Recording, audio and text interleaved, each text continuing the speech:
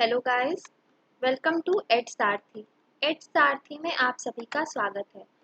So guys, हम discuss कर रहे हैं comprehensive course on UPSC CSAT.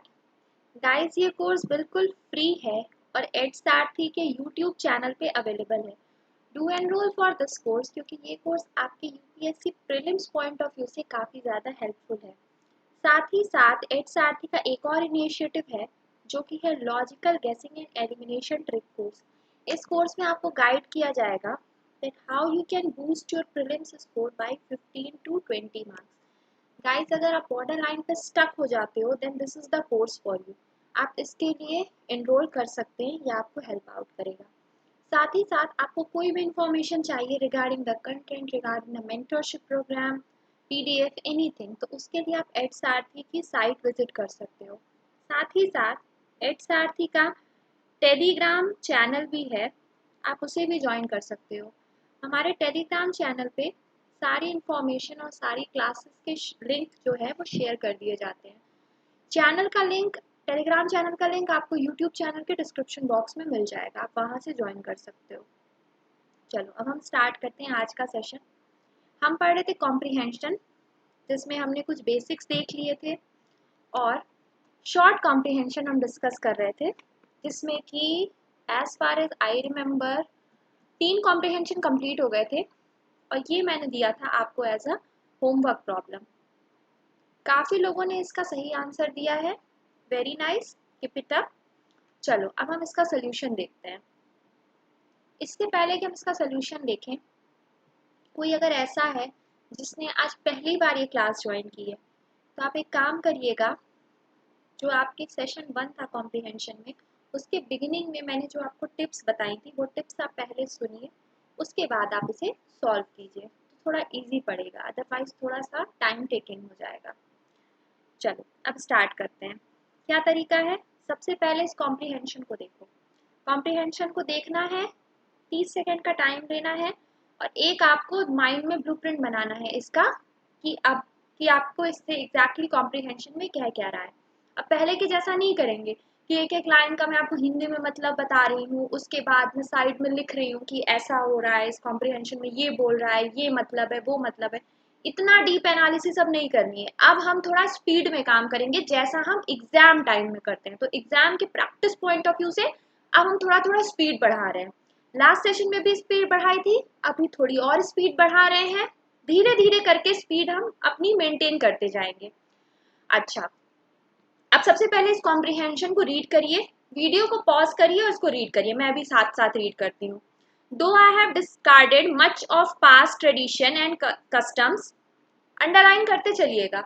अगर 18 का पेपर है आपके पास तो उसमें अंडरलाइन करते चलिए, अंडरलाइन करने से टाइम कम लगता है। ये जो पहले हम साइड में चीजें लिख रहे थे ना, वो अब अंडरलाइन करके काम चला रहे हैं, जिससे जल्दी जल्दी काम होगा। Though I have discarded much of past tradition and custom, I am anxious that India should get rid of all rituals that bind and contain her and divide her people and suppress vast number of them and prevent the free development of the body and the spirit. Though I seek all, yet I do not wish to cut myself off from the past completely. I am proud of that great inheritance that has been and is are, and I am conscious that I too, like all of us, am a link, that unbroken chain which goes back to the dawn of history in the immemorial past of India. All over mind में क्या blueprint बना? यही बना कि all over ये जो author है वो यही बोल रहा है कि भारत के जो ट्रेडिशन और कस्टम्स है वो कहीं ना कहीं हमारी प्रोग्रेस को रोक रहे हैं, लेकिन फिर भी वो पूरी तरीके से, इसका मतलब ये नहीं है कि वो उस ट्रेडिशन और कल्चर के साथ साथ पूरी तरीके से अपने पास्ट से ही छुटकारा पाना चाह रहा है, ऐसा कुछ नहीं है। वो उसे यहाँ पे सीधे सीधे लिखा हुआ है, I am proud of that.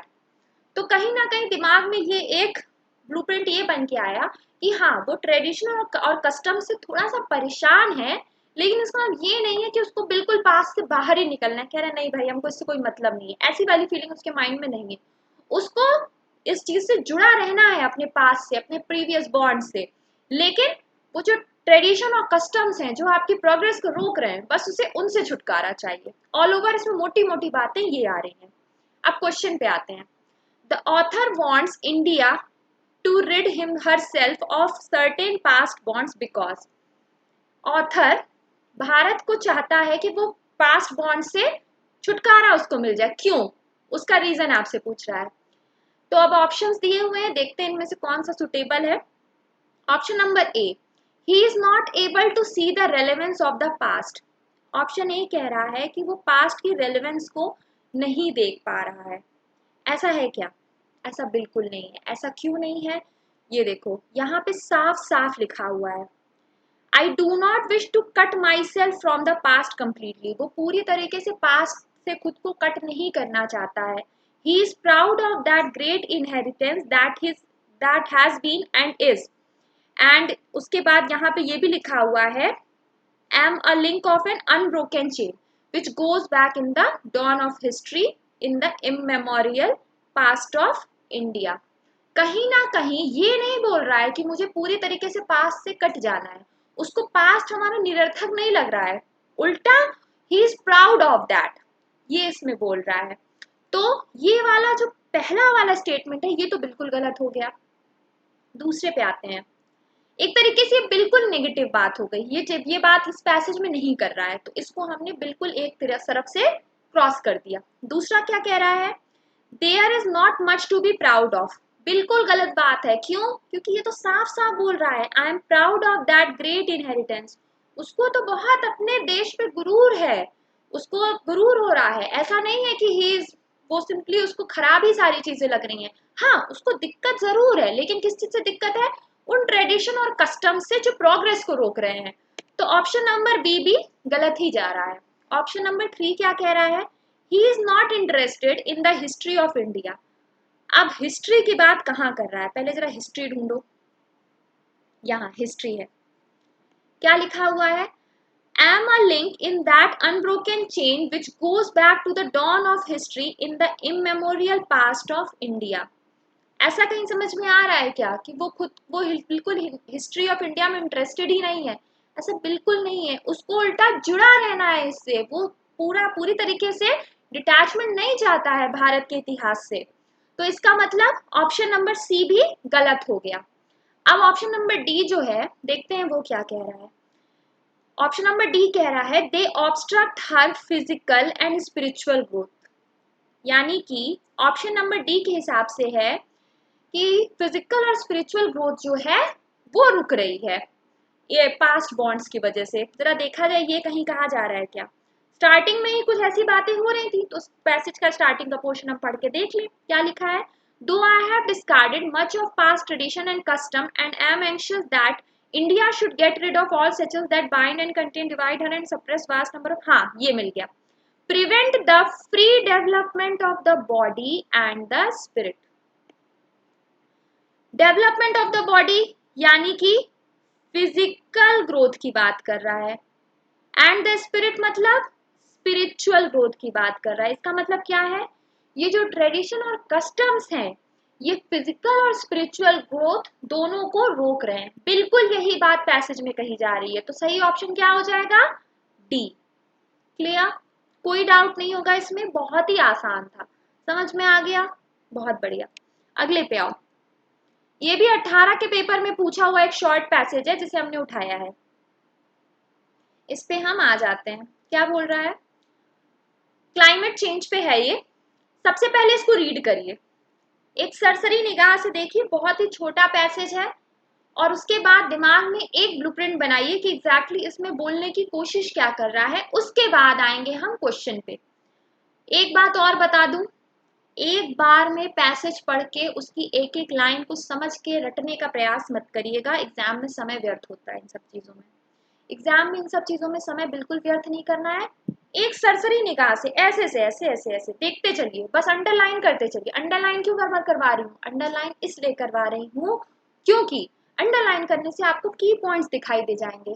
बस इस हिसाब से पढ़िए। देखो, रीडिंग हैबिट आपकी डेवलप ऑब्वियसली हो ही चुकी होगी अभी तक की, तो बस अपनी रीडिंग हैबिट को डेवलप करिए और उसी हिसाब से काम करिए। चलिए रीड करते हैं। आप भी रीड करिए, मैं भी रीड करती हूँ। All actions to address climate change ultimately involve costs. Funding is vital in order of countries like India to design and implement adaptation and mitigation plans and projects. The problem is more severe for developing countries like India, which would be one of the hardest hit of climate change. Given its need to finance development, most countries do indeed treat climate change as a real threat and are striving to address it in more comprehensive and integrated manner with the limited resources at their disposal. All over किस चीज की बात हो रही है? इसमें क्या क्या दिखाई पड़ा? कुछ क्लाइमेट चेंज की बात दिख गई, कुछ फंडिंग की बात हो रही है, और कुछ डेवलपिंग कंट्रीज और किस तरीके से ये एक रियल थ्रेट है, यही सब की बातें ऑल ओवर इस पैसेज में मोटा मोटा दिखाई दे गया। अब इससे पहले कि हम इसके आंसर्स पे आए, एक बात बता दूं, क्लाइमेट चेंज के बारे में जीएस पेपर 1 में बहुत कुछ पढ़ा होगा। प्लीज उस ज्ञान को यहाँ अप्लाई मत करिएगा। अगर उस ज्ञान को यहाँ अप्लाई करेंगे, खेल खत्म हो जाएगा, तुरंत गलत हो जाएगा क्वेश्चन। तो अपने पेपर 1 में बार बार इसीलिए बोल रही हूँ क्योंकि स्टूडेंट्स एग्जाम जब पेपर 1 का देके आते हैं वो उससे बाहर ही नहीं निकल पाते हैं, और सीसैट के पेपर का जब पैसेज करने जाते हैं तो भी अपने पेपर 1 की नॉलेज को ही पेपर 2 में अप्लाई कर देते हैं और वहीं सब कुछ गलत हो जाता है। तो इस चीज को ध्यान दीजिए, never use your GS paper 1 knowledge in GS paper 2। CSAT के पेपर में आप कभी भी अपनी पेपर 1 की नॉलेज को अप्लाई नहीं करेंगे। जस्ट बी स्ट्रेट फॉरवर्ड, जो पैसेज में बोल रहा है सिर्फ उसी को समझिए, डायरेक्टली बोल रहा है तो समझिए, अदरवाइज कभी कभी आपको बिटवीन द लाइंस भी चीजें समझनी पड़ेंगी। अब हम आते हैं क्वेश्चन पे। क्वेश्चन क्या कह रहा है? with reference to the above passage the following assumptions have been made, यानी कि पूछ रहा है कि इस पैसेज के हिसाब से कौन कौन सी assumption हम कर रहे हैं। assumption कर रहे हैं मतलब क्या? कौन कौन से एक तरीके से हम धारणाएं बना सकते हैं या कंक्लूड कर सकते हैं। कंक्लूजन वाली चीज बोल रहा है, कुछ अलग नहीं बोल रहा है। देखो बात यही है, हर चीज का मोटा मोटा मतलब समझो। इतना डीप में घुसने जाओगे पेपर में, क्या रे अजम्पशन आ गया, इन्फरेंस आ गया, कोरोलरी आ गया, अब हम क्या करें, इसमें ये होता है, इसमें वो होता है, तो सारा टाइम खराब हो जाएगा। मोटा मोटा मतलब समझो, मोटा मोटा मतलब समझोगे कोई दिक्कत नहीं आने वाली है।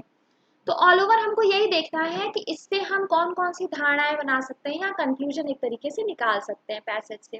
पहला क्या है? Climate change is not a challenge for developed country. बोल रहा है क्लाइमेट चेंज डेवलप्ड कंट्रीज के लिए कोई चैलेंज की बात नहीं है। ये देखो जरा, कहीं डेवलप्ड कंट्री का जिक्र किया है पूरे पैसेज में? नहीं, लेकिन डेवलपिंग कंट्री का जिक्र किया है। कहाँ है? The problem is more severe for developing countries like India। यानी कि डेवलपिंग कंट्रीज के लिए ये जो क्लाइमेट चेंज वाली प्रॉब्लम है वो मोर सीवियर है, ज्यादा सीवियर है। लेकिन इसका मतलब ये तो नहीं निकलता है ना कि अगर डेवलपिंग कंट्रीज के लिए ये प्रॉब्लम ज्यादा सीवियर है तो डेवलप कंट्री के लिए समस्या ही नहीं रह गई। अरे डेवलप कंट्री के लिए भी ये समस्या है, लेकिन उतनी सीवियर नहीं है जितनी डेवलपिंग कंट्रीज के लिए। डेवलपिंग कंट्रीज जैसे कि भारतवर्ष के लिए, जैसे भारत एक विकासशील देश है तो उसके लिए ये समस्या बहुत जटिल है, लेकिन डेवलप कंट्रीज के लिए उतनी जटिल नहीं है, लेकिन समस्या तो समस्या ही है। तो क्या बोल रहा है फर्स्ट ऑप्शन में? कह रहा है it is not a challenge for developed country. तो ये बात तो गलत हो गई, डेवलप्ड कंट्री के लिए भी ये चैलेंज होगा। इसको काट दीजिए। कैसे समझ में आया ये चीज? ये जो मोर सीवियर था ना, यही इसमें टैग लाइन है, इसी को पढ़ के समझ में आ गया सारी चीजें। बिटवीन द लाइन वाली चीज है, देखो डायरेक्टली नहीं लिखा लेकिन आप उससे सीधा मतलब निकाल सकते हो। तो ऑप्शन नंबर 1 यहाँ पे एलिमिनेट हो गया। ऑप्शन नंबर 1 यानी कि एजम्पशन नंबर 1 के एलिमिनेट होते ही option A eliminated, option number D eliminated, क्योंकि दोनों में पहली एजम्पशन का जिक्र किया गया है, ये यहाँ इस पर एलिमिनेट हो गया। अब आओ दूसरे पे। दूसरे पे क्या बोल रहा है? Climate change is a complex policy issue and also a development issue for many countries। Climate change एक complex policy issue है। तो कहाँ पे कुछ योजनाओं की बात हो रही है? कहाँ पे बात हो रही है? अंत में हो रही है। क्या बोल रहा है? Most countries do indeed treat climate change as a real threat and are striving to address it in more comprehensive and integrated manner. More comprehensive and integrated manner. Integrated manner मतलब जिसमें बहुत सारी चीजों को मिला के कोई योजना बनाई जाए। तो कॉम्प्लेक्स चीज ही तो हुई, और क्या हुआ, वही मतलब हुआ, यानी कि कॉम्प्लेक्स इशू तो है। आगे क्या कह रहा है, and also a development issue for many countries. ये हाँ बिल्कुल होगा, ये मतलब क्यों मतलब होगा, अरे पूरे पैसेज को अगर मिडिल पोर्शन देखें तो वो डेवलपमेंट को ही डेडिकेटेड है। इसका मतलब कि जो आपकी एजम्पशन नंबर 2 है वो भी आपकी फॉलो कहीं ना कहीं हो रही है। इसका मतलब अभी तक की हमने जितना पैसेज पढ़ा उसके हिसाब से दूसरी एजम्पशन फॉलो हो रही है, पहली नहीं हो रही है, दूसरी हो रही है। अब तीसरे के बारे में देखते हैं। Ways and means of finance must be found to enable developing country to enhance their adaptive capacity. Adaptive word आया, देखो पूरे पैसेज में कहीं adaptive है, जरा ढूंढा जाए कहीं adaptive दिखाई पड़ रहा हो तो। बिल्कुल दिखाई पड़ गया, कहाँ दिखाई दिया, यहाँ adaptation लिखा हुआ है, साफ साफ साफ साफ लिखा हुआ है adaptation। क्या लिखा हुआ है, funding is vital in order to countries like India to design and implement adaptation and mitigation plans and projects। और इसमें क्या बोल रहा है, ways and means of finance, finance funding, पैसे की बात दोनों जगह हो रही है, दोनों जगह हो रही है। adaptive, adaptation somehow related, definitely option number 3 भी हो गया आपका correct. What is the answer, C. ज्यादा कुछ करना पड़ा, बताने में टाइम टेकिंग लग रहा है, लेकिन जब सॉल्व करने जाओगे तो इतना टाइम बिल्कुल नहीं लगेगा, आसानी से सॉल्व कर सकते हो। ऐसे भी समझ सकते हो कि ये जो सेकेंड वाली अजम्पशन है ये सबसे ज्यादा पैसेज के हिसाब से अप्रोप्रिएट दिखाई पड़ रही है। क्यों, अरे सब कुछ मिलता जुलता दिखाई पड़ रहा है, इसमें सब कुछ है, तो इसका मतलब कि ऑप्शन नंबर ए और डी तो हमने पहले से एलिमिनेट कर दिया था। अब हम ऑप्शन नंबर बी को भी एलिमिनेट कर सकते हैं, क्योंकि 3 ओनली तो बिल्कुल नहीं होगा। क्यों नहीं होगा, क्योंकि जो दूसरी वाली असम्पशन है ये तो बड़ी सटीक है, ये इस पैसेज के हिसाब से बहुत ज्यादा सटीक बैठ रही है, तो ये वाली असम्पशन तो सही होनी ही होनी है। अदरवाइज तीसरी वाली को पढ़ो और यहाँ से कुछ कुछ चीजें फेच करो और अपना आंसर में मैच कर लो, ठीक। तो इसका राइट आंसर हो जाएगा सी। क्लियर, आई विश ये प्रॉब्लम भी आपको क्लियर हो गई होगी, इसमें कोई डाउट नहीं होगा। बढ़िया, अगले पे आइए। एक काम कीजिए, ये भी प्रॉब्लम 18 के पेपर की है, अजम्पशन वाली ये भी है, ठीक है। अभी एक प्रॉब्लम अजम्पशन पे की, एक और प्रॉब्लम अजम्पशन पे करो एज योर होमवर्क प्रॉब्लम। इसका आंसर आप लोग मुझे कमेंट सेक्शन में देंगे, इसका स्क्रीनशॉट ले लीजिए गाइस, और इसका आंसर कमेंट सेक्शन में आप मुझे दीजिएगा, स्क्रीनशॉट ले लीजिए।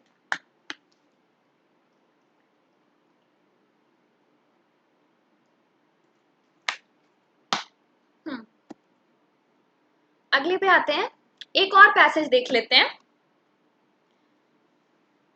ये भी अभी तक इन्फ्रेंस पे हमने जो पैसेजेस किए हैं, ये भी एक इन्फ्रेंस पे ही पैसेज है, 18 के पेपर में पूछा हुआ है। एक चीज नोटिस कर रहे हो, कितने शॉर्ट पैसेजेस आए हैं, इसका मतलब क्या है, शॉर्ट पैसेज में अगर टाइम दोगे तो वो होता नहीं है सस्ता और टिकाऊ, उस टाइप का होगा। आपका कम टाइम में आपको ज्यादा आप चीजों को कर ले जाओगे। तो मैं मेरे हिसाब से अगर आपके कंसंट्रेशन और फोकस थोड़ा सा कम है तो आपके लिए शॉर्ट पैसेज परफेक्ट चॉइस है। कम समय में ज्यादा चीजें आप कर ले जाएंगे। ऑल ओवर क्वालिफाई करना है सीसैट, तो क्वालिफाई करने के लिए जिसमें मिनिमम इनपुट दे के मैक्सिमम आउटपुट मिल जाए ना, वो वाली चीजें आप अप्लाई करो। ये कोई एग्जाम में बहादुरी नहीं है कि कठिन वाला क्वेश्चन उठाएंगे और कठिन वाला सॉल्व करके आएंगे, ऐसा कुछ नहीं है। हर क्वेश्चन का बराबर नंबर है, तो आसान वाला उठाओ ना, आसान वाला सॉल्व करो, कम समय में आसानी पड़ेगी। क्वेश्चन पे आओ, अगला पैसेज पढ़ो। सेम तरीका, पैसेज को रीड करिए, दिमाग में एक ब्लूप्रिंट बनाइए क्या बोल रहा है, सब लोग रीड आउट करिए इसे। ज्यादा समय नहीं लेना है, एक एक का हिंदी मतलब नहीं समझना है, बस एक सरसरी निगाह डालते जाइए। मैं भी रीड करती हूँ, आप भी रीड करिए। कुकिंग, और हाँ दोबारा से बोलूंगी, रीड करते टाइम अंडरलाइन करते चलना, अंडरलाइन करना स्किप मत करना, वरना बाद में जब पैसेज देखोगे तो समझ ही में नहीं आएगा कि पढ़ा क्या था एग्जैक्टली, क्योंकि स्पीड से पढ़ रहे हो ना, इसलिए अंडरलाइन करो। Cooking with biomass and coal in India is now recognized to cause major health problems with women and child in poor population facing the greatest risk. There are more than 10 lakh premature deaths each year from household air pollution due to polluting cooking fuels, with another 1.5 lakh due to their contribution to general outdoor air pollution in the country. Although the fraction of Indian population using clean cooking fuels such as LPG, natural and electricity is slowly rising, the number using polluting solid fuels as their primary cooking has remained static for nearly 30 years at about 70 crores. All over किस चीज़ की बात हो रही है? दो तरीके की cooking की बात हो रही है, फ्यूल्स की बात हो रही है, कुकिंग फ्यूल्स की। एक आपका इम्प्योर और दूसरा जो आपका एलपीजी है उसी की बात हो रही है। ऑल ओवर पूरे पैसेज में बोल रहा है कि जो आपका गरीब वर्ग है वो तो सीधी सी बात है इम्प्योर तरीके यूज करेगा, जैसे कि बायोमास, कोल, इन सबों का इस्तेमाल करेगा, तो उसकी वजह से उनकी हेल्थ पे बहुत ज़्यादा मतलब प्रभाव पड़ रहा है और हर साल करीब 10 लाख प्री मैच्योर डेथ जो कि नहीं होनी चाहिए वो भी हो जा रही हैं इस पॉल्यूशन की वजह से। तो यही ऑल ओवर सारी चीजें इसमें बोली गई हैं। अब हम आ जाते हैं, हमने पॉइंट सारे अंडरलाइन कर लिए, ब्लूप्रिंट ये बना लिया हमने कि हाँ ठीक है ये ऑल ओवर ये सारी चीजें इस पैसेज में है। हम क्वेश्चन पे आ जाते हैं, देखते हैं क्वेश्चन क्या कह रहा है। Which of the following is the most crucial and logical inference that can be made from the above passage? अभी तक की इस चीज का मतलब हम समझ चुके हैं कि कहीं भी अगर मोस्ट लिख दे तो उसका मतलब क्या है। उसका मतलब ये है कि ऐसा हो सकता है कि चारों के चारों आपके एकदम सही हो, लेकिन आपको वो वाला ढूंढना है जो सबसे ज्यादा पैसेज से रिलेटेड है, आपकी नॉलेज से नहीं, पैसेज की नॉलेज से रिलेटेड है। ऑप्शन नंबर ए पे आओ, क्या लिखा है? Rural people are giving up the use of polluting solid fuels due to their increasing awareness of health hazards. Awareness की बात कहीं पूरे पैसेज में की गई है कि भाई जो अब गरीब वर्ग है अब वो सॉलिड फ्यूल्स का इस्तेमाल बंद कर रहा है क्या जिससे कि उनकी हेल्थ अच्छी हो जाए, उनमें जागरूकता आ गई है, ऐसा कुछ कह रहा है पैसेज में? हेल्थ अवेयरनेस का कहीं नाम भी लिखा है? कहीं नहीं लिखा है, सीधे से इसको काट दो, कोई मतलब नहीं है इससे। Option number B, subsidising the use of clean cooking fuels will solve the problem of India's indoor air pollution. Subsidy की बात कर रहा है क्या कि सब्सिडी रहेगी तो ये फायदा होगा वो फायदा होगा? पेपर वन की नॉलेज मत अप्लाई करना, ये मत सोचना कि हाँ ये सही बात है, इससे एयर पॉल्यूशन की समस्या तो सॉल्व हो जाएगी, सबको एलपीजी मिल जाएगा, ये सब मत सोचना। लेकिन ये बताइए, ये सब पेपर वन से आपको पता है, लेकिन ये बताइए इस पैसेज में कहीं भी सब्सिडी की बात कर रहा है? कॉम्प्रिहेंशन में कहीं भी लिखा है? नहीं लिखा है, तो क्यों हम इसके बारे में सोचे? क्रॉस इट, सी पे आओ। India should increase its import of natural gas and produce more electricity. लिख रहा है क्या कि हमें इंपोर्ट बढ़ाना चाहिए, ज्यादा बिजली बनानी चाहिए, ये सब लिख रहा है? कहीं पे भी पूरे पैसेज में कहीं लिखा है? कहीं पे भी नहीं लिखा है, इसको भी काट दो। डी पे आओ, क्या है? Access to cooking gas can reduce premature death in poor household. Premature death तो अभी हमने पढ़ा था, ये चीज तो थी, इसका मतलब ये वाला ना ऑप्शन कहीं ना कहीं फिट बैठ सकता है। जरा देखें क्या लिखा है, प्री मैच्योर डेथ कहाँ पे है? ये है, there are more than 10 lakh premature death each year from household air pollution due to polluting cooking fuels। यानी कि हर साल 10 लाख से ऊपर प्री मैच्योर डेथ हो रही हैं वो हाउस होल्ड एयर पॉल्यूशन की वजह से, जो कि पॉल्यूटेड कुकिंग फ्यूल की वजह से हो रहा है, पॉल्यूटिंग कुकिंग फ्यूल्स की वजह से हो रहा है, बेसिकली यही बोलने की कोशिश कर रहा है। तो देखते हैं हमारे ऑप्शन में एग्जैक्टली क्या दिया हुआ है। लिखा हुआ है access to cooking gas can reduce premature death in poor household. देखो इनडायरेक्टली ये बात सही है, कैसे सही है ये बोल रहा है। देखो एक चीज होती है जो आपको पैसेज में डायरेक्टली मिलेगी, अभी तक के जितने पैसेज किए थे उसमें सब कुछ डायरेक्टली लिख देता था कि हाँ ठीक है डायरेक्टली ऐसा इन्फ्लुएंस हो रहा है, ये डायरेक्टली उस पर प्रभाव पड़ रहा है।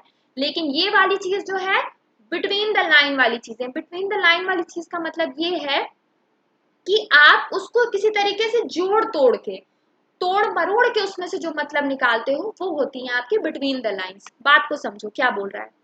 There are more than 10 lakh premature death each year from household air pollution, यानी कि घरों में जो पॉल्यूशन हो रहा है, ये वाले इम्प्योर जो आपका फ्यूल यूज हो रहे हैं, सॉलिड फ्यूल यूज हो रहे हैं, उसकी वजह से हर साल 10 लाख के ऊपर प्री मेच्योर डेथ हो रही है। इसका मतलब क्या है?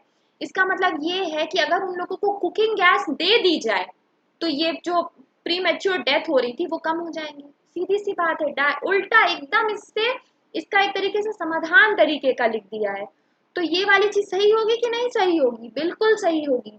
बिल्कुल समझो, जैसे होता नहीं है, आप इस तरीके से समझते हो कि जब आप इंग्लिश में जब आप डायरेक्ट इनडायरेक्ट स्पीच की बात करते हो, उसी तरीके की बात एग्जैक्टली करने की कोशिश कर रहा है, और कुछ नहीं है। तो सिंपली आपका आंसर क्या हो जाएगा? डी हो जाएगा।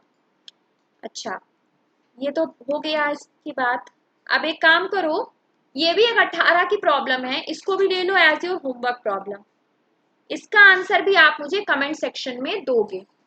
अभी तक की कॉम्प्रिहेंशन की आपकी आज की 2 प्रॉब्लम हो गई होमवर्क प्रॉब्लम, एक ये हो गई प्रॉब्लम और एक हो गई ये। इन दोनों को सॉल्व करिएगा। इसका स्क्रीनशॉट ले लिया था आपने, इसका भी फटाफट स्क्रीनशॉट ले लीजिए, फिर हम आए डेटा इंटरप्रिटेशन की कल वाली होमवर्क प्रॉब्लम पे।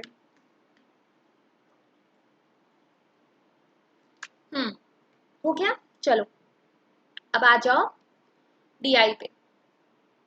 कल डीआई का 2 क्वेश्चन दिया था मैंने आपको। सॉल्व वॉल्व इसमें कुछ नहीं करना है, एनालिसिस ही है बस, और कुछ नहीं है। क्वेश्चन पे आओ।